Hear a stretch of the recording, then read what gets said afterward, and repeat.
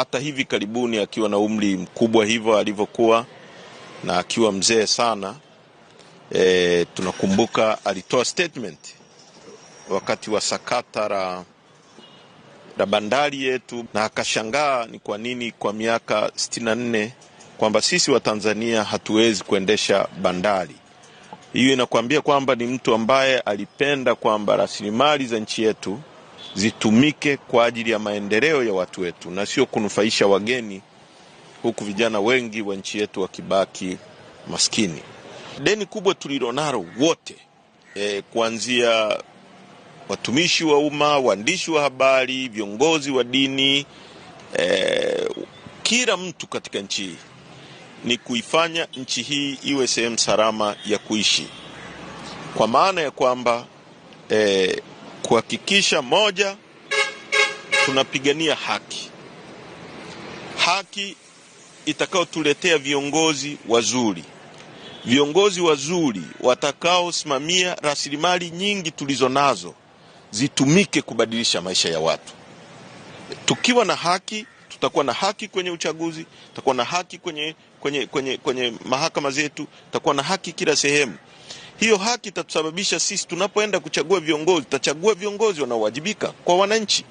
Na hao viongozi wakati wote watakumbuka kwamba sisi tumewekwa hapa kwa niaba ya wananchi, na tuhakikishe tunatumia rasilimali nyingi tulizo nazo kubadilisha maisha ya watu. Kwa hiyo deni kubwa alilotuachia mzee ni kuyapigania yale aliyoamini. Huyu ni mtu ambaye ametoa kauli akiwa na umri wa miaka 80 kitu, anazungumza kuhusu bandari kwamba huu ni urithi wa watoto wetu. Anazungumza kuhusu rasilimali za nchi yetu. Ni mtu ambaye ametoa kauli mpaka mwisho, anasema lazima watu watendeane haki. Kama hiyo microphone ya kwako, mimi nisitumie mabavu kuichukua kutoka kwako, nijue hiyo ni ya kwako na niiheshimu kwa sababu ni ya kwako.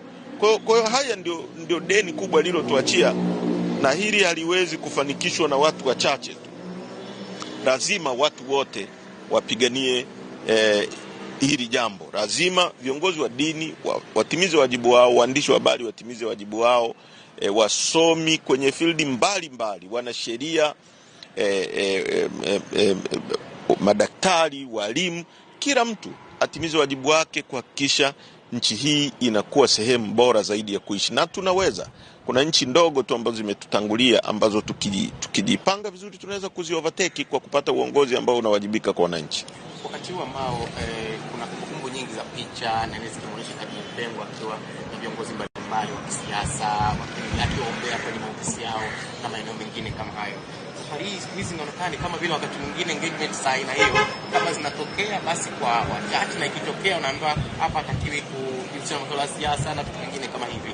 Hii inatoa taswira gani kwenye nchi yetu? Ni kama kuna sehemu kama tumekengeuka hivi, ama kuna vitu haviko sawa, na hasa nafasi ya viongozi wa kimani na kiroho kwenye siasa zetu?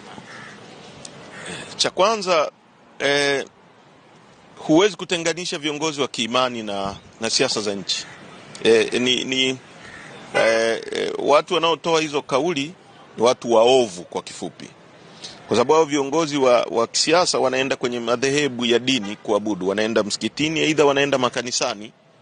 Lakini vile vile wananchi wote ambao wanakwenda kusali kwenye makanisa na kwenye misikiti ndio wanategemea kujenga makanisa, wanategemea kujenga misikiti, na maisha yao yote, maisha hayo ya kupata fursa, ya kupata fedha, ya kupata uchumi, yanategemea uongozi wa kisiasa. Sasa unatenganishaje hivyo vitu? How do you separate dini au masuala ya kiimani na siasa? Kwa sababu imani ndio inayo mold mtu aje kuwa kiongozi. Kama una imani haba utakuwa mwizi, dini inakemea wizi. Kama una imani haba utakuwa fisadi, dini inakemea ufisadi, dini inakemea ukahaba, inakemea uasherati. Sasa unavitenganishaje hivi vitu? Watu wanaofanya hivyo ni watu waoga, wanaotaka viongozi wale wazuri, wanaokemea rushwa, wanaokemea wizi wa rasilimali, wanaokemea maovu, wageuke kuwa chawa wao.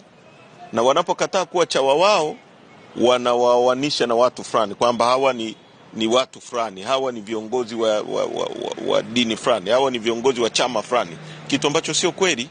Kwa sababu kazi ya viongozi wa dini ni kukemea uovu bila kujali huyu anaotenda ni nani, bila kujali, kwa sababu